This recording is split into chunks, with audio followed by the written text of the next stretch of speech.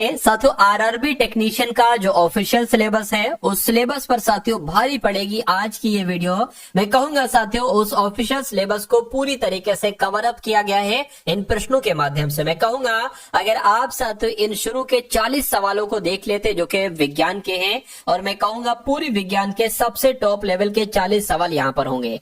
उसके बाद साथियों 10 सवाल करंट अफेयर के, आपको भी पता है कि 40 सवाल साइंस के आपके एग्जाम में आएंगे और 10 सवाल करंट अफेयर के आएंगे। उसके अलावा साथियों उसके बाद रीजनिंग को देखेंगे और मैथ को देखेंगे। यानी कि आज की वीडियो साथियों एक कंप्लीट वीडियो है। मैं कहूंगा परीक्षा से जस्ट पहले अगर आप इस वीडियो को देख रहे हैं तो इस पूरी वीडियो को अंत तक वॉच करिएगा, आपका एग्जाम बहुत शानदार होगा।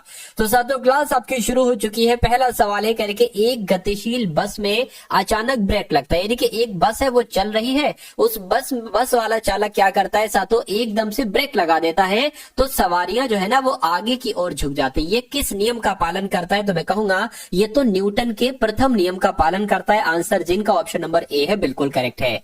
उसके बाद देखिए लोहे की एक छोटी गोली पानी में डूब जाती है जबकि जहाज यानी कि जलयान पानी पर तैरता है। तो ये किस सिद्धांत? वैसे तो देखा जाए तो हल्की चीज है तो वो पानी पर तैरना चाहिए, लेकिन एक लोहे की एक छोटी गोली पानी में डूब जाती है, लेकिन जो भारी ये जहाज वो तैरता रहता है। तो आपसे पूछा यह जा रहा है कि ये सिद्धांत इनमें से किस वैज्ञानिक के सिद्धांत पर आधारित है? तो मैं कहूंगा आर्किमिडीज के सिद्धांत पर आधारित है। राइट आंसर आपका जाएगा डी के साथ। ये बहुत टॉप लेवल के क्वेश्चन है।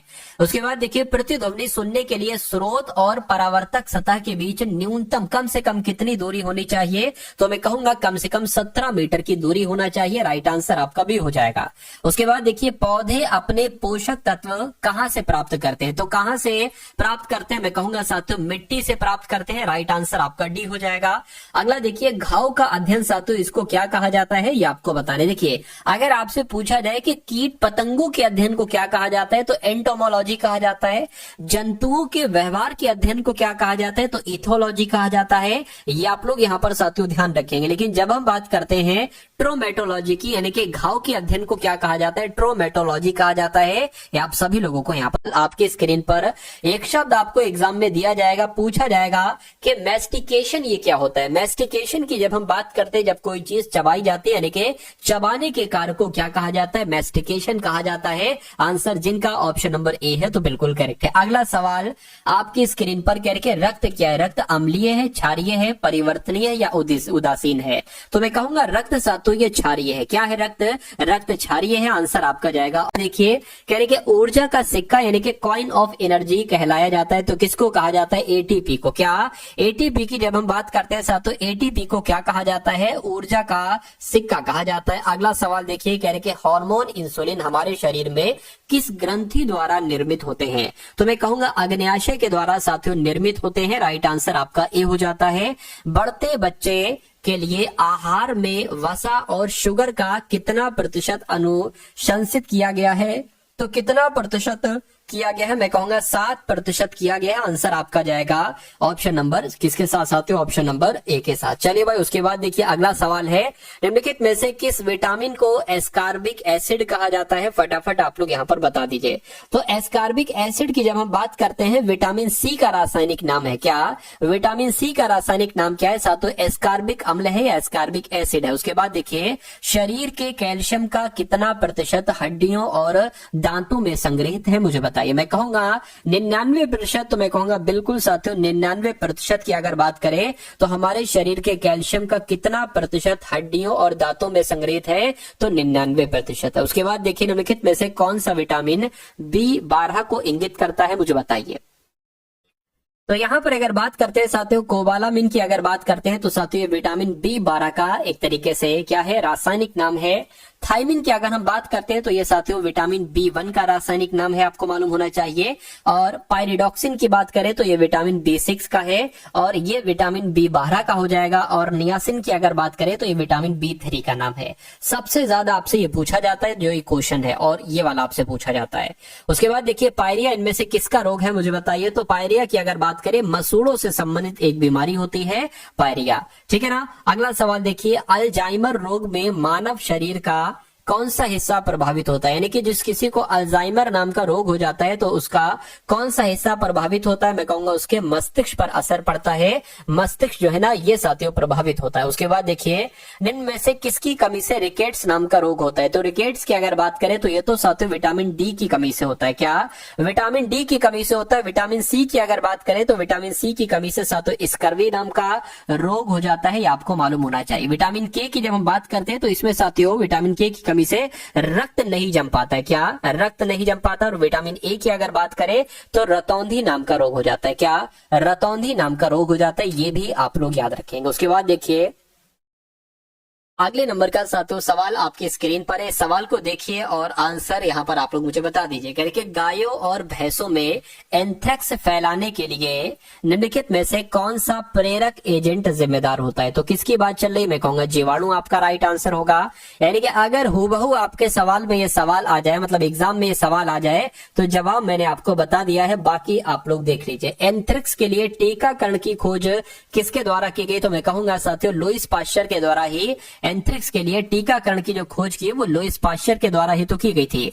मलेरिया से प्रभावित अंग कौन सा, यानी कि जब मलेरिया हो जाता है तो मनुष्य का जो अंग है एक तरीके से तिल्ली और लाल रक्त कोशिकाएं ये प्रभावित होती है, इसलिए राइट आंसर आपका बी है। उसके बाद देखिए कि निम्नलिखित में से वह पौधा कौन सा है जो अपने भोजन के लिए कीटों को पकड़ लेता है, तो साथियों उसका नाम क्या है, यूट्रिकुलेरिया उसका नाम है। यूट्रिकुलेरिया पौधा जो होता है ना साथियों, ये पौधा क्या करता है, जो इसके आसपास कीड़े होते हैं ना ये उनको अपना भोजन बना लेता है। तो कुल मिला के आंसर आपका ऑप्शन नंबर सी के साथ जाएगा। अगला सवाल आपकी स्क्रीन पर देखिए, इसको बताइए कि एशिया का प्रथम मानव डीएनए बैंक कहां पर स्थापित किया गया है, तो ये साथियों उत्तर प्रदेश के लखनऊ में स्थापित किया गया। कहां पर, उत्तर प्रदेश के लखनऊ में स्थापित किया गया है, ये आपको मालूम होना चाहिए। पुणे में कृषि मौसम विज्ञान विभाग की स्थापना किस वर्ष की गई थी, अगर आपसे पूछा जाए तो 1932 में की गई थी। कब, 1932 में की गई थी साथियों। ये आप सभी लोग यहाँ पर क्या रखेंगे, आप सभी लोग यहाँ पर साथियों याद रखेंगे भाई, बहुत बढ़िया,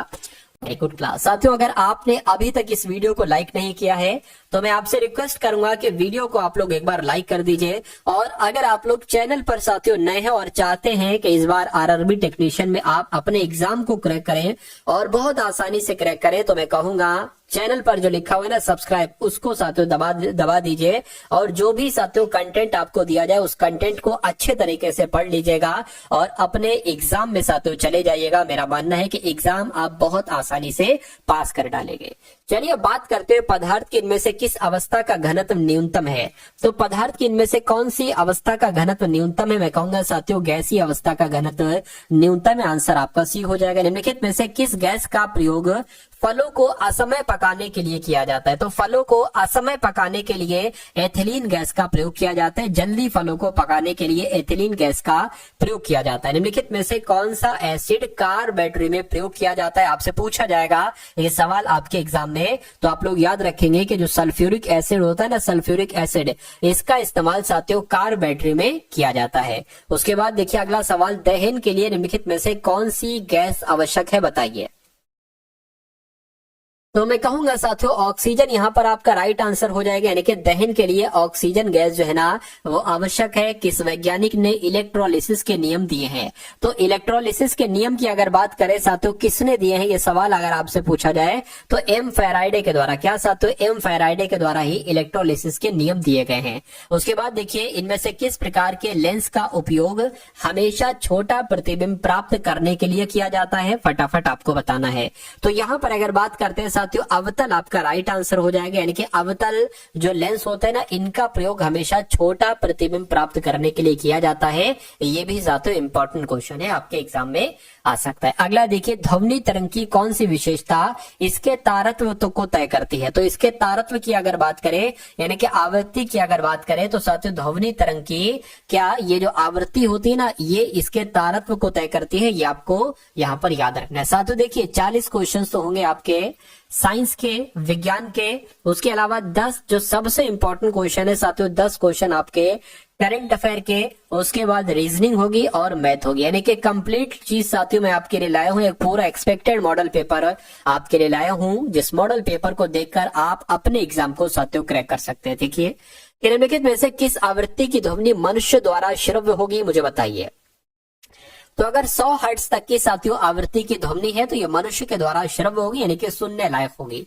जब हरे रंग की पत्ती को लाल प्रकाश में देखा जाता है तो वो किस रंग की दिखाई देती है? तो वो साथियों काले रंग की दिखाई देगी। किस रंग की दिखाई देगी? वो काले रंग की दिखाई देगी। नमक को बर्फ के साथ मिलाने से हिमांक घटता है या इसमें वृद्धि होती है, या ये अप्रभावित होता है, या पहले घटता है और फिर वृद्धि होती है? तो मैं कहूंगा सबसे सटीक जवाब आपका ऑप्शन नंबर ए होगा। क्यों? क्योंकि नमक को बर्फ के साथ मिलाने से हिमांक घटता है। उसके बाद देखिए, स्थिर गति से दौड़ रही एक रेलगाड़ी में बैठा यात्री लंबवत ऊपर की दिशा में गेंद फेंकता है। वह गेंद कहां पर गिरेगी? तो वो गेंद यात्री के हाथों में गिरेगी, यात्री के सामने गिरेगी, यात्री के पीछे गिरेगी। रेलगाड़ी की गति की दिशा पर निर्भर करता है। देखिए, आपकी रेलगाड़ी चल रही है और आपने कोई बॉल कुदाई तो वो कहां पर? वो आपके हाथों में ही गिरेगी, यानी कि वो यात्री की हाथों में ही साथियों गेंद गिरेगी। ये आपको याद रखना है। आंसर जिनका ऑप्शन नंबर ए के साथ है बिल्कुल करेक्ट है। उसके बाद देखिए, बिजली के करंट का एसआई यूनिट क्या होता है? फटाफट आप लोग बता दीजिए। चलिए देखिए, अगर आपसे यहां पर साथियों पूछा जाए शक्ति का यूनिट क्या होता है तो शक्ति का यूनिट साथियों वॉट होता है। क्या? अगर आपसे पूछा जाए शक्ति का यूनिट क्या होता है तो शक्ति का यूनिट वॉट होता है। और अगर हम लोग साथियों बात करें कि विद्युत विभव का मात्रक क्या होता है तो वोल्ट होता है। क्या साथियों? अगर आपसे पूछा जाए क्या कि विद्युत विभव का, क्या साथियों? विद्युत विभव का मात्रक क्या होता है तो वोल्ट होता है। और अगर आपसे पूछा जाए ज्योति तीव्रता का मात्रक क्या होता है? क्या? अगर आपसे पूछा जाए साथियों ज्योति तीव्रता का मात्रक क्या होता है तो कैंडेला होता है। और बिजली की करंट का एसआई यूनिट अगर आपसे पूछे तो एम्पियर आपको बता देना है। क्या साथियों? एम्पियर आपको बता देना है। अगला देखिए, पास्कल इकाई है तो पास्कल साथियों ये आर्द्रता की इकाई है नहीं, ये तो दाब की इकाई है। किसकी इकाई है साथियों? ये दाब की इकाई है। ये आप सभी लोगों को यहाँ पर मालूम होना चाहिए। चलिए अब उसके बाद देखिए, नेक्स्ट नंबर का सवाल है। कहा जा रहा है कि माचिस की डिब्बी की सतह से जब माचिस की तीली टकराती है तो ऊर्जा का कौन सा रूप एक चमकीली में प्रज्वलित होने का कारण बनता है? तो साथियों क्या आपका राइट आंसर हो सकता है? मैं कहूंगा इसमें स्थितिज ऊर्जा है, नहीं गतिज ऊर्जा भी नहीं है, इसमें रासायनिक ऊर्जा है। यानी कि अगर ये डिक्टो सवाल आपके एग्जाम में आए, मैं कहूंगा आए, और ये आपका राइट आंसर हो गया। दोनों चीजें मैंने आपको बता दी। तो माचिस की डिब्बी की सतह से, ठीक है, जब माचिस की तीली टकराती है, इसको जलाने के लिए इसका इस्तेमाल किया जाता है, तो ऊर्जा का कौन सा रूप एक चमकीली, ठीक है, लौ, यहां पर लौ लिखा है, ठीक है, चमकीली लौ में प्रज्वलित होने का कारण बनता है। तो ये रासायनिक ऊर्जा आपका यहाँ पर बिल्कुल सही जवाब हो जाएगा। उसके बाद देखिए, कह रहे कि ढालू सड़क पर पत्थर लुढ़काना ऊर्ध्वाधर, ठीक है, ऊर्ध्वाधर ऊपर की ओर उठाने से अधिक आसान होता है। देखिए, एक ढालू, मान लीजिए एक ढालदार साथियों रोड है, इस पर जब आप पत्थर फेंकोगे तो वो ज्यादा आसान है, ना कि एक चढ़ाई वाली जगह पर पत्थर को ऊपर ले जाना ज्यादा आसान है। ये ज्यादा आसान है। तो ये क्यों आसान है ये आपसे पूछा जा रहा है। पत्थर को लुढ़काने में किया गया कार्य इसे उठाने की अपेक्षा कम है। बिल्कुल, पत्थर को लुढ़काने में जो किया गया कार्य है ना वो कम है, ठीक है। तो ये आपका, मुझे तो लग रहा है यही आंसर है। उसके बाद देखिए, दोनों में किया गया कार्य समान होगा, नहीं, ठीक है, इसमें कम कोई कार्य नहीं है, मतलब कम कार्य है, इसमें ज्यादा कार्य होगा। पत्थर को लुढ़काने में किया गया कार्य इसे उठाने की अपेक्षा अधिक सरल है, ये भी नहीं होगा। पत्थर को उठाने में किया गया कार्य से लुढ़काने के समान है। मैं कहूंगा सबसे सटीक जवाब आपका जो जाएगा वो ऑप्शन नंबर ए के साथ जाएगा। चलिए अगला देखिए, निम्नलिखित में से कौन सी भौतिक राशि अन्य से भिन्न है, मुझे बताइए। चलिए देखिए, यहां पर अगर बात करें कार की, अगर बात करें तो कार साथियों क्या है? कार एक अदिश राशि है। क्या है साथियों? कार एक अदिश राशि है, ये आपको मालूम होना चाहिए। उसके अलावा गतिज ऊर्जा जो है ना, गतिज ऊर्जा भी साथियों एक अदिश राशि है। कैसी राशि है? एक अदिश राशि है। और उसके अलावा ये स्थितिज ऊर्जा भी एक अदिश राशि है। लेकिन अगर बात करते हैं बल की, त्वरण की, तो ये साथियों सदिश राशियां होती है। बल है, त्वरण है, ये कैसी राशियां होती है? सदिश राशियां होती है। तो मैं कहूंगा इसमें सबसे अलग कौन सा है? ऑप्शन नंबर सी वाला है, और यह आपका बिल्कुल करेक्ट आंसर है। उसके बाद देखिए, निम्नलिखित में से शक्ति का मात्रक कौन सा है, बताइए। तो शक्ति का मात्रक अगर आपसे पूछे तो जूल बटे सेकंड आपको बताना है कि ये शक्ति का मात्रक होता है। नेक्स्ट नंबर का सवाल है, तो अब कुछ इंपॉर्टेंट साथियों करंट अफेयर के सवालों को यहां पर देख लीजिए। हाल ही में किसने राष्ट्रीय कीट निगरानी प्रणाली का शुभारंभ किया है, बताइए। तो किसने किया है साथियों? शिवराज सिंह चौहान ने किया है, आपको मालूम होना चाहिए। हाल ही में कौन तीसरे voice of global south summit की मेजबानी करेगा? तो साथियों कौन करेगा, आपसे यहाँ पर पूछा जा रहा है। तो मैं कहूंगा साथियों अपना भारत करेगा। क्या अपना भारत करेगा तीसरे voice of global south summit की मेजबानी? निम्नलिखित में से हाल ही में किस देश में संवैधानिक अदालत ने प्रधानमंत्री को पद से बर्खास्त कर दिया है? तो मैं कहूंगा थाईलैंड ने ये काम किया, यानी कि थाईलैंड ने संवैधानिक अदालत से प्रधानमंत्री के पद को बर्खास्त कर दिया है। हाल ही में राष्ट्रपति द्रौपदी मुर्मू जी ने कहां पर विश्व शांति बुद्ध विहार का उद्घाटन किया है? तो कहां पर साथियों इन्होंने ये बुद्ध विहार का उद्घाटन किया है? मैं कहूंगा महाराष्ट्र में किया है। कहां पर किया है? महाराष्ट्र में किया है। उत्तर प्रदेश महिला आयोग का अध्यक्ष साथियों किसे नियुक्त किया गया है? तो इनका नाम है बबीता चौहान, और बबीता चौहान को उत्तर प्रदेश महिला आयोग का अध्यक्ष नियुक्त किया गया है। फिलिप्स ने भारतीय उपमहाद्वीप बाजार के लिए किसे अपना प्रबंध निदेशक नियुक्त किया है? तो किसको अपना प्रबंध निदेशक नियुक्त किया है? मैं कहूंगा भरत शेष को अपना प्रबंध निदेशक नियुक्त किया है। किस राज्य के मुख्यमंत्री ने राज्य में 18 फुटबॉल स्टेडियम बनाने की घोषणा की है? मुझे बताइए। तो साथियों ये काम उत्तर प्रदेश ने किया, यानी कि उत्तर प्रदेश राज्य के मुख्यमंत्री ने राज्य में 18 फुटबॉल स्टेडियम बनाने की घोषणा की है। भारतीय नौसेना ने किस देश के साथ वरुण अभ्यास का आयोजन किया है? तो किस देश के साथ साथियों किया है? मैं कहूंगा फ्रांस देश के साथ किया है। आंसर आपका जाएगा ऑप्शन नंबर सी के साथ। कहां अवैध कॉलोनियों को विनियमित करने के लिए कानून पारित हुआ है? तो ये कानून साथियों पंजाब में पारित हुआ है। ठीक है, उसके बाद देखिए किस देश ने संयुक्त राष्ट्र की हाई सीज ट्रीटी पर हस्ताक्षर किए हैं? तो ये काम साथियों किसने किया है? मैं कहूंगा ये काम मालदीव ने किया है, यानी कि मालदीव देश ने संयुक्त राष्ट्र की हाई सीज ट्रीटी पर हस्ताक्षर किए हैं। आंसर आपका जाएगा ऑप्शन नंबर सी के साथ। तो अब उसके बाद साथियों यहाँ पर आप रीजनिंग के क्वेश्चंस देखेंगे। रीजनिंग के क्वेश्चंस हैं और साथियों मैथ के क्वेश्चंस हैं। तो पहला रीजनिंग का सवाल है साथियों, कह रहे हैं कि सबसे पहले 7 है, उसके बाद 13 आ गया है, उसके बाद 25 आ गया है, उसके बाद साथियों 43 है, और आपको बताने कि उसके बाद कौन सा नंबर आएगा, और उसके बाद 97 आना चाहिए। तो यहाँ पर साथियों क्या लॉजिक लगा है, ये बात आपसे यहाँ पर पूछी जा रही है। देखिए यहाँ पर 7 से 13 हुआ है, तो मैं कहूंगा यहाँ पर 6 बढ़ाया गया है। 13 से यहाँ पर 25 हुआ है तो साथियों 12 बढ़ाया गया है। 25 से यहाँ पर 43 हुआ है तो कितना बढ़ा है साथियों? 18 बढ़ा है, बिल्कुल 18 बढ़ा है। तो यहाँ पर कितना बढ़ेगा? देखिए ये 6 का पहाड़ आपको नहीं लग रहा है? 6 कम 6, 6 दूना 12, 6 3 18, तो 6 चौक 24, यानी कि 24 यहाँ पर आएगा। यानी कि 43 में 24 हमें जोड़ना होगा। 43 में हमने यहाँ पर 24 जोड़ दिया, तो 7 और 6 यानी कि 67, 67 यहाँ पर आ गया। अब यहाँ पर क्या आएगा? देखिए हमें देखना है कि ये सवाल आंसर हमारा सही है नहीं सही है। यहाँ पर 6, 12, 18, 24 और फिर 30 आना चाहिए। तो क्या 67 और 30 97 होता है? मैं कहूंगा बिल्कुल 67 और 30 97 होता है। अब मैं 100% कह सकता हूं कि हमारा आंसर 67 ही होगा। और ऐसा कहां पर लिखा हुआ है? ऐसा आपका ऑप्शन नंबर ए में लिखा हुआ है। अब उसके बाद देखिए नेक्स्ट नंबर का सवाल ही करेंगे, इन अक्षर समूह में से यानी कि इन चारों ऑप्शन में से आपको बताने के सबसे अलग कौन सा है, सबसे असंगत कौन सा है, या सबसे विषम कौन सा है, आप लोग बताइए। देखिए ये लिखा हुआ HOD, ये लिखा है LIP, ये लिखा है MRF, ये लिखा है POD। तो मैंने जब चारों ऑप्शन को एक एक पढ़ा तो मुझे ऐसा लगा, मुझे ऐसा मालूम पड़ा कि यहाँ पर देखिए एक वॉवेल है O, यहाँ पर I एक वॉवेल है, यहाँ पर कोई वॉवेल नहीं है, और यहाँ पर भी एक वॉवेल O है। तो मैं कहूंगा यहाँ पर सारे के सारे साथियों कॉन्सोनेंट हैं, एक भी वॉवेल नहीं है। लेकिन इसमें भी और इसमें भी एक एक वॉवेल था। तो सबसे अलग कौन सा होगा? ऑप्शन नंबर सी वाला होगा, और ऑप्शन नंबर सी वाला होगा। तो वही आपका साथियों बिल्कुल राइट आंसर हो जाएगा। उसके बाद देखिए नेक्स्ट नंबर का सवाल है, कहा जा रहा है आपसे कि KLMNOP और Q एक वर्ताकार मेज के इर्द गिर्द की ओर, ठीक है, इर्द गिर्द मेज की ओर पीट करके बैठे। बहुत ध्यान से देखिए, ये थोड़ा अलग है। मेज की केंद्र की तरफ नहीं बैठे, मेज की केंद्र से पीट करके बैठे। तो एक गोला हम मेज बना लेते। गोल में कितने लोग हैं? 1 2 3 4 5 6 7 8, यानी कि 8 लोग हैं। तो 1 2 3 4 5 6 7 8 हो गए। और सबका मुंह पता किधर है? सबका मुंह साथियों बाहर की तरफ है। सबका मुंह किस तरफ है साथियों? बाहर की तरफ है। ये आपको ध्यान रखना है। एक बात मैं आपको बता देता हूं, देखिए जो दायां हाथ होता है ना, दायां हाथ साथियों, ये क्या कौन सा हाथ होता है? ये आपका सीधा हाथ होता है। और जो बायां हाथ होता है ना, बायां अगर कहा जाए तो बायां हाथ आपका उल्टा हाथ कहलाएगा। तो ये छोटी सी बात आप लोग ध्यान रखेंगे। अब इस सवाल को साथियों देखिए, आप लोग कह रहे हैं कि आर जो है ना, आर ये एम के बाईं ओर ठीक बगल में बैठा है। तो अगर हम साथियों मान लीजिए एम को यहां पर बैठा लें तो एम का बायां किधर होगा? जाहिर सी बात है साथियों, एम इधर की तरफ देख रहा है, इधर की तरफ, तो जाहिर सी बात है एम का बायां ये होगा।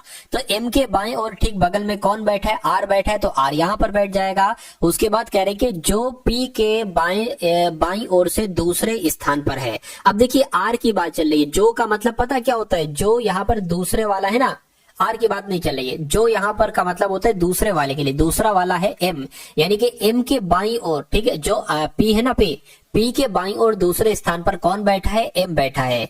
तो पी की अगर साथियों हम बात करें, या अगर हम बात करें, ठीक है, एम जो बैठा है ना, ये पी के बाईं ओर, तो पी साथियों यहीं पर ही तो बैठेगा, तभी तो पी के बाईं ओर दूसरे स्थान पर एम होगा। पी भी बैठ गया। उसके बाद देखिए पी के दाईं ओर चौथे स्थान पर के बैठा है, तो पी का, ठीक है, दायां किधर हो जाएगा? 1 2 3 4, यानी कि के आपका यहां पर बैठ गया। ये भी हो गया। अच्छा ये चीजें मैं हटा देता हूं, ये हो सकता आपको और कंफ्यूज कर रही हूं, देखिए, ठीक है। चलिए अब अगर बात करें उसके बाद क्या कहा जा रहा है कि एल और एन के बीच में क्यू बैठा है।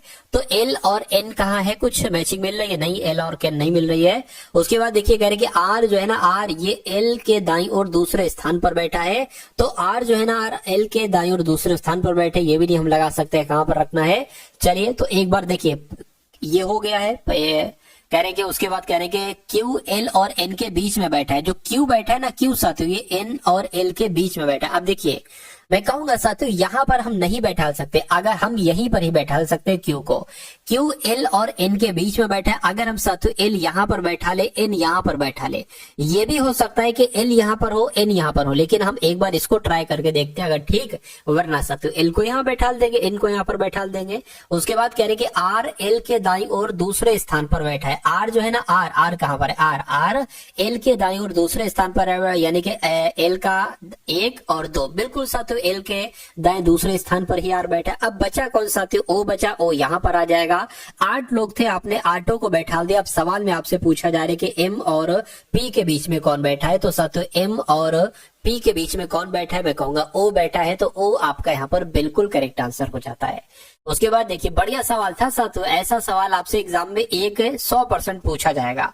चलिए भाई अब उसके बाद देख लीजिए नेक्स्ट नंबर का सवाल है। कह रहे कि यदि ए का अर्थ है प्लस, यानी कि ए जहां पर आपको देखने को मिले वहां पर आपको प्लस लिख देना है। और बी की अगर बात करें साथियों, बी की यहाँ पर अगर बात की गई वो माइनस के बारे में, यानी कि बी जहां पर देखिए माइनस कर देना। और सी का अर्थ है साथियों गुणा, सी का मतलब गुणा हो जाएगा। और बचा डी, डी का मतलब साथियों भाग हो जाएगा। तो इसको सॉल्व करना, देखिए 50 लिखा है ना, तो 50 और 19 लिखा है, 19 लिख दिया। और ब्रैकेट में साथियों 36 और 2 लिख दिया। ठीक है, अब साथियों यहाँ पर 3 आ गया, 15 आ गया, और यहाँ पर क्या आ गया 10, और यहाँ पर 5 आ गया। देखिए डी का मतलब भाग है तो भाग लिख दिया, ए का मतलब प्लस है तो प्लस लिख दिया, ए का मतलब प्लस है। सी की बात करें, सी का मतलब गुणा है, गुणा आ गया। डी का मतलब भाग है, भाग आ गया। और बी का मतलब क्या है? माइनस है। और ए का मतलब प्लस है। अब इसको आपको कैलकुलेट करना, देखिए 36 भाग 2 है, यानी कि 2 की अगर भाग करेंगे तो यहाँ पर 18 आ जाएगा, बिल्कुल 18 आ गया। 18 और 3 कितना हो जाएगा? मैं कहूंगा साथियों 54 हो जाएगा। ठीक है, तो 54 डायरेक्ट लिख ले स्टेप को कम करने के लिए। 54 आ गया, यानी कि इसकी जगह पर क्या आ गया साथियों?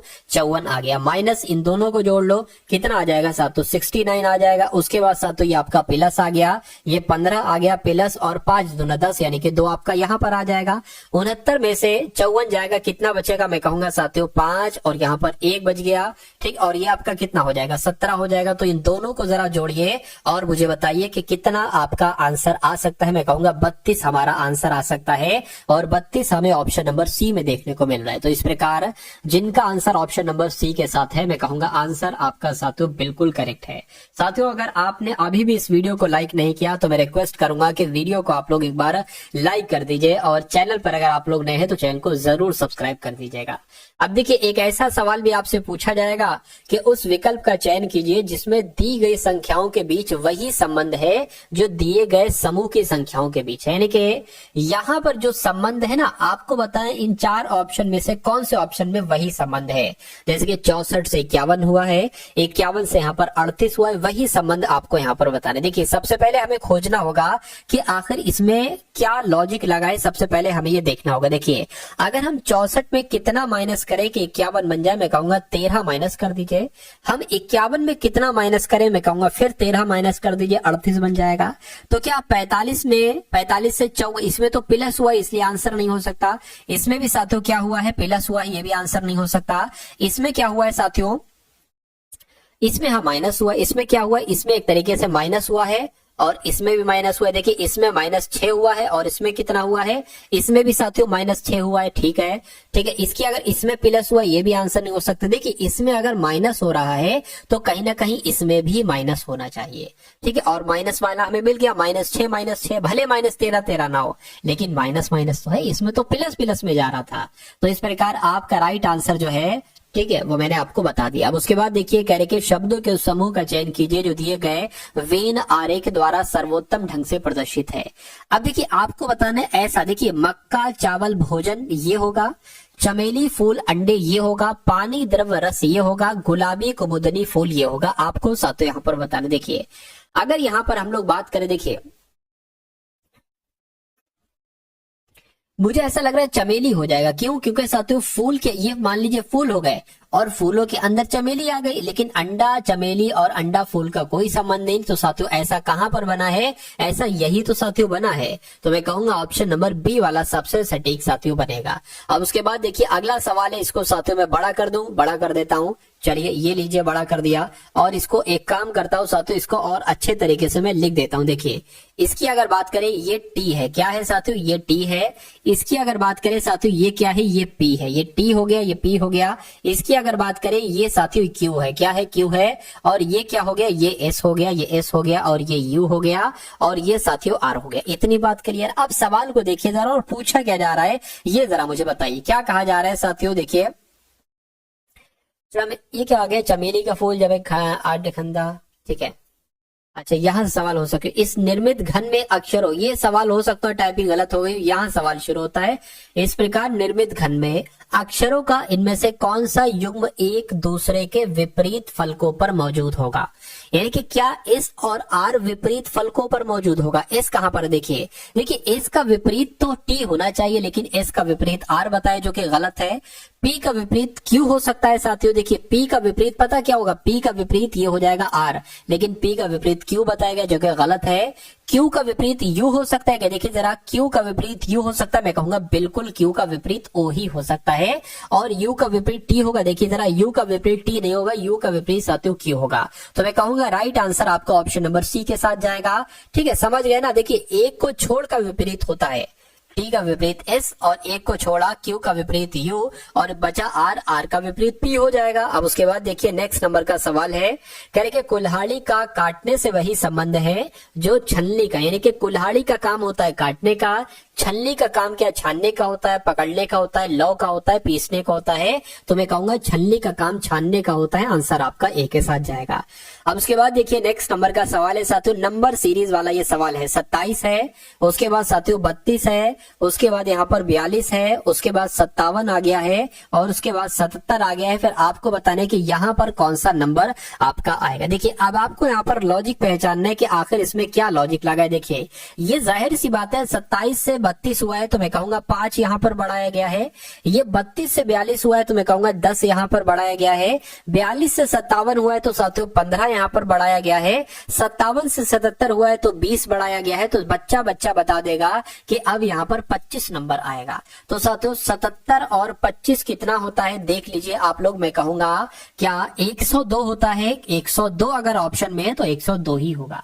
यानी कि बिल्कुल साथियों 102 ऑप्शन नंबर बी वाले में है, तो यही आपका क्या होगा, यही आपका बिल्कुल करेक्ट आंसर हो जाता है भाई। बहुत बढ़िया, वेरी गुड क्लास। अगला सवाल आपके स्क्रीन पर साथियों देखिए, सवाल को बताइए राइट आंसर। कथन है और निष्कर्ष है, ठीक है। क्या कहा जा रहा है? कहा जा रहा है साथियों कुछ ट्रॉली बैग हैं। तो मान लीजिए साथियों ये क्या हो गई? ये ट्रॉली हो गई। क्या हो गई?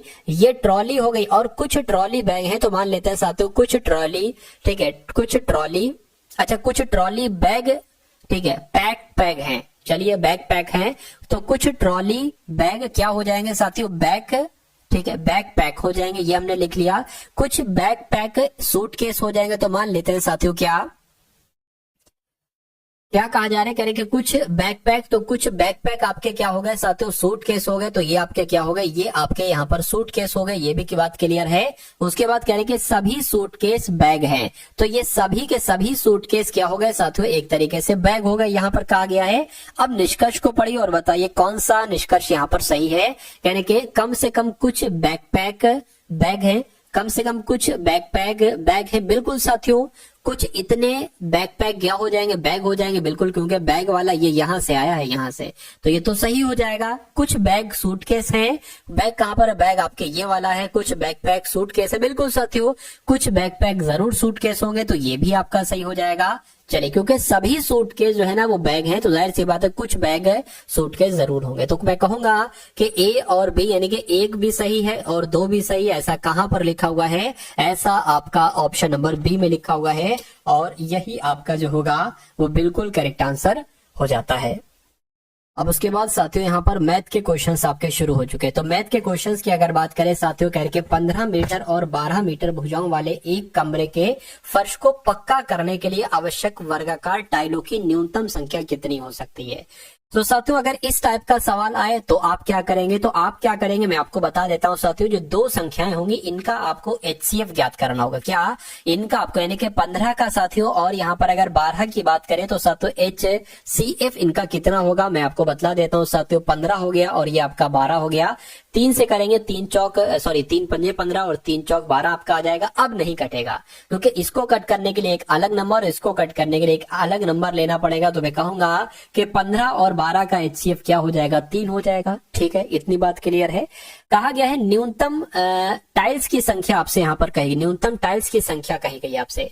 तो मैं कहूंगा न्यूनतम टाइल्स की संख्या का एक तरीके से अगर आपको निकालना है, न्यूनतम टाइल्स की संख्या अगर आपको निकालना है तो कमरे के फर्श का क्षेत्रफल आपको चाहिए होगा। क्या? कमरे के, एक सेकेंड, कमरे के, ठीक है, कमरे के फर्श का आपको क्षेत्रफल चाहिए होगा और उसके अलावा आपको एक टाइल्स का क्षेत्रफल चाहिए होगा। क्या साथियों? एक टाइल्स का आपको क्षेत्रफल चाहिए होगा। चलिए ये बात क्लियर है। तो कमरे के फर्श का क्षेत्रफल क्या है साथियों? ये 15 और 12 यानी कि 15 गुणा 12 ये कमरे के फर्श का क्षेत्रफल हो गया। और एक टाइल्स का अगर बात करें तो 3 आ जाएगी, यानी कि 3 गुणा 3 हो जाएगा इसका क्षेत्रफल। तो इसको ज्ञात कर लो, आपको साथियों संख्या मालूम पड़ जाएगी, यानी कि इस फर्श को पक्का करने के लिए वर्गाकार टाइल्स की न्यूनतम संख्या क्या होगी। तो इसको कट करें 3 पंजे 15, इसको कट करें 3 चौक 12, दोनों की गुणा करा दो यानी कि 20 आपका आंसर आ जाएगा। तो मैं कहूंगा साथियों कि वर्गाकार टाइल्सों की न्यूनतम संख्या कितनी होगी? 20 होगी। उसके बाद देखिए नेक्स्ट नंबर का सवाल है। कहा जा रहा है कि राधा को 26 किलोमीटर प्रति घंटा की चाल से चलने पर 1950 मीटर की दूरी, ठीक है, करने में कितना समय लगेगा, यानी कि कितने मिनट लगेंगे, ये आपसे यहाँ पर पूछा जा रहा है। देखिए यानी कि अगर बात करते हैं साथियों, आपको चाल कितनी दी गई है? चाल आपको दी गई है साथियों 26 किलोमीटर प्रति घंटा, लेकिन यहाँ पर सब कुछ मिनट में है, मीटर प्रति सेकंड तो नहीं कह सकते, लेकिन मिनट में यहाँ पर है। तो अगर हम चाल साथियों एक तरीके से निकालें, ठीक है, चाल निकाले, ठीक है, मीटर प्रति मिनट में अगर हम साथियों चाल निकालेंगे तो हम क्या कर देंगे? 26 की गुणा कर देंगे 1000 से, ठीक है, और साथियों भाग कर देंगे 60 से, यानी कि 60 मिनट में निकाल लेना, 60 से कर देंगे। इसको अगर कट करते हैं साथियों कितना हो जाएगा? ये आपका 2 तिया हो गया और ये आपका कितना हो जाएगा साथियों? एक तरीके से 50 आपका आ गया। ठीक, इतनी बात क्लियर है। अब 26 पंजे की अगर बात करते हैं तो 26 पंजे आपका कितना हो जाएगा? मैं कहूंगा 130 हो जाएगा ना। हाँ 130 हो जाएगा, 130, और ये आपका 0 आ गया और बटे में क्या आ गया? यहाँ पर 3 आ गया। तो ये क्या निकला? ये आपका साथियों मीटर प्रति ठीक है, मीटर प्रति मिनट आपका निकल गई, ये चाल हो गई, ये आपकी चाल निकल आई है मीटर प्रति मिनट, यानी कि 1300/3 मीटर प्रति मिनट ये आपकी चाल निकल आई है। तो अब साथियों समय आपसे पूछा जा रहा है, मिनट आपसे पूछा जा रहा है ना, यानी कि समय आपसे पूछा जा रहा है। समय बराबर क्या होता है साथियों, दूरी बटे चाल होता है। क्या, दूरी बटे चाल होता है। तो दूरी तो आपको दी गई है, कितनी है दूरी, 1950 मीटर है। चाल की अगर बात करें, चाल भी आपको दी गई, कितनी दी गई है साथियों, 1300। ठीक है, 1300 और बटे जो यहाँ पर 3 आएगा, वो 3 यह ना करके ये ऊपर चला जाएगा 3, और यहां से साथियों आप हटा दीजिए। चलिए ये बात भी क्लियर है। अब अगर बात करें साथियों, इस जीरो से आपका ये जीरो कैंसिल हो गया, बिल्कुल हो गया। 5 से कट करें, 5 3 आपका 15 हो जाएगा, 5 3 45 हो जाएगा, और 5 दूना 10 हो जाएगा, 5 6 आपका 30 हो जाएगा। ये बात क्लियर, बिल्कुल इतनी बात क्लियर। 13 दूना 26 हो गया, और 13 3 आपका 39 हो गया, 3 आ गया, ये आपका 3 3 9/2 आ गया। इसको कट करेंगे तो मैं कहूंगा कितना आ जाएगा, 4.5 आ जाएगा, यानी कि 4.5 मिनट आपका राइट आंसर हो जाएगा। तो कितना समय लगेगा, कितने मिनट लगेंगे, 4.5 मिनट लगेंगे। और 4.5 मिनट कहां पर लिखा हुआ है, ऑप्शन नंबर ए में लिखा हुआ है। तो साथियों ये आपका बिल्कुल करेक्ट आंसर हो जाएगा। चलिए अब उसके बाद देखते हैं नेक्स्ट नंबर का सवाल है, कह रहे कि अब ये थोड़ा सा दिक्कत साथियों दे रहा है, इसलिए इसको स्किप कर देना चाहिए। ठीक है, चलिए, क्योंकि सही तरीके से वो क्वेश्चंस टाइप नहीं था। उसके बाद देखिए अगला सवाल आपकी स्क्रीन पर है। आपसे क्या कहा जा रहा है, कह रहे कि दो व्यक्ति, ठीक है, पी और क्यू की आयु कितनी है, 5:7 है। ठीक है, यानी कि इनकी अगर आयु हम मान लेते हैं, एक की 5x है, और फिर उसके बाद साथियों कितनी है, मान लीजिए दूसरे की 7x है। कह रहे कि 8 वर्ष के बाद, 8 वर्ष, अच्छा 8 वर्ष पहले कह रहे हैं कि P और Q की आयु का अनुपात इतना था। यानी कि अगर हम इसमें से 8 वर्ष पहले की बात करें, ठीक है, तो ये 8 वर्ष पहले हो गया, 8 वर्ष पहले हो गया, तो इनकी आयु का अनुपात कितना था, 7:13 था, ये हो गया। तो P और Q की वर्तमान आयु कितनी है, यानी कि आपको यहां से तो x का मान निकालना है, और फिर ये 5x रहा, ये 7x रहा, दोनों की आयु पता चल जाएगी। x का मान तो निकालिए साथियों, तो 13 की 5x से कराएंगे, क्रॉस मल्टीप्लाई कराएंगे क्योंकि बराबर लगा हुआ है। तो 13 पंजे आपका क्या हो गया, 65x, और 13 अट्ठे 104 होता है, बराबर 7 7 49x हो जाएगा, और 7 अट्ठे आपका 56 हो जाएगा। अब ये 65x हो गया, ठीक है, ये बराबर के उधर, प्लस का इधर आएगा, माइनस का हो जाएगा, 49x बराबर आपका कितना एक तरीके से हो जाएगा, ये 104 उधर जाएगा, प्लस का हो जाएगा, अभी माइनस का है, और ये आ गया। तो 65x में से साथियों, 65x में से 49x जाएगा, तो मैं कहूंगा 16x बचेगा, और बराबर 104 में से साथियों अगर ये जाएगा तो कितना बचेगा, 14 में से 6 क्या, तो यहाँ पर साथियों 8 आ गया आपका, ये 9 में से तो ये 4 आ जाएगा। तो x बराबर कितना आ जाएगा, 48/16 आ जाएगा। 16 कम 16, 16 3 48 हो जाएगा, यानी कि x बराबर तो निकला है 3। तो अब आप बहुत आराम से निकाल सकते हैं कि दोनों की वर्तमान आयु 5x अनुपात 7x थी। तो जब x बराबर 3 है तो 5x कितना हो जाएगा, 5 गुणा 3 यानी कि 15 हो गया, और 7x यानी कि 7 गुणा 3 7 या 21 हो गया। तो मैं कहूंगा 15 वर्ष और 21 वर्ष कौन से ऑप्शन में है, ऑप्शन नंबर बी वाले में है। तो ये आपका साथियों बिल्कुल करेक्ट आंसर है। अब अगला सवाल देखिए जो कि आपकी स्क्रीन पर है, और आज की इस वीडियो का अंतिम सवाल है ये साथियों। कौन सा सवाल है, अंतिम सवाल है आज की इस वीडियो का। देखिए साथियों, कहने की संख्या, एक संख्या है 2483 में किस छोटी से छोटी संख्या को जोड़ दिया जाए ताकि यह 3 से 4 से 5 से और 6 से पूरी तरीके से विभाजित हो जाए, ये आपको बताना। देखिए अगर ऐसा सवाल आपसे पूछा जाए तो आपको हमेशा क्या करना है, इन संख्याओं का एलसीएम ज्ञात कर लेना, यानी कि 3 का, 4 का, 5 का और 6 का आपको क्या ज्ञात करना है, आपको एलसीएम ज्ञात कर लें। देखिए 2 से कट करिए, 3 ऐसे आ जाएगा, 2 दूना 4, 5 ऐसे आ गया, 3 आ गया। 2 से कट करेंगे, ये 2 आपका कट जाएगा, ठीक है, और आप साथियों 3 से कट करेंगे तो ये और ये कट गया, 5 से कट करेंगे ये कट जाएगा, तो 2 दूना 4, ठीक है, 4 3 12, 12 पंजे 60 आ गया, यानी कि एलसीएम कितना आ गया, एलसीएम साथियों 60 आ गया। इतनी बात क्लियर है, बिल्कुल क्लियर है। अब अगला जवाब साथियों, अगला स्टेप आपका क्या होगा, मैं कहूंगा इससे इसको विभाजित कीजिए, ठीक है, इससे इसको विभाजित कीजिए। तो साथियों हम ट्राई करते हैं, ये काम भी करते हैं। 2483 यहां पर हो जाएगा, देखिए तो 60, देखिए 6 चौक 24 लग रहा है ना ये, तो अगर 60 की गुणा 4 से करते हैं तो 240 आता है, कितना बच जाएगा, 8 बच जाएगा, ये 83 हो गया। 60 एकम 60 हो गया, ये आप तो अब घटाते साथ तो 3 आ जाएगा, और यहाँ पर 23 आ गया। तो मैं अब देखिए, अब यहाँ पर अगर बात करें, अब थोड़ा सा देखने क्या सवाल में पूछा गया था कि 2483 में से किस छोटी से छोटी संख्या को जोड़ दिया जाए ताकि यह साथियों किससे 3 से 4 से, 5 से और 6 से पूरी तरीके से यहाँ पर विभाजित हो जाए। तो अगर हम साथियों क्या 60 की गुणा 42 से डायरेक्ट कर दें, क्योंकि 23 तो फालतू में निकला, तो 60 की गुणा साथियों जरा अगर आप 42 से करेंगे, 42 से क्यों, क्योंकि 41 से कर रहे हैं तो पूरा नहीं कट रहा है, ठीक है, 42 से कर दीजिए साथियों, 42 की गुणा 6 से कर दीजिए। बात तो है कि 6 दूना 12 हो गया, 6 चौक 24 और आपका एक 25 हो गया, 0 आ गया। अब इस 2483 को इसमें से घटा दीजिए, 2483 को इसमें से घटा दीजिए, यहां पर क्या आ जाएगा 7 आ जाएगा, और ये फिर आपका 51 हो जाएगा, यहाँ पर साथियों 3 आ जाएगा, और बस तो 37 आ गया, यानी कि 37 आपका राइट आंसर हो जाएगा। ठीक है ना, तो आपका राइट आंसर क्या हो जाएगा, 37 हो जाएगा। तो कुल मिला के अगर ऐसा सवाल पूछा जाएगा तो इस टाइप से आप कर लोगे तो मुझे क्या आपका बहुत अच्छे तरीके से साथियों यहाँ पर हो जाएगा।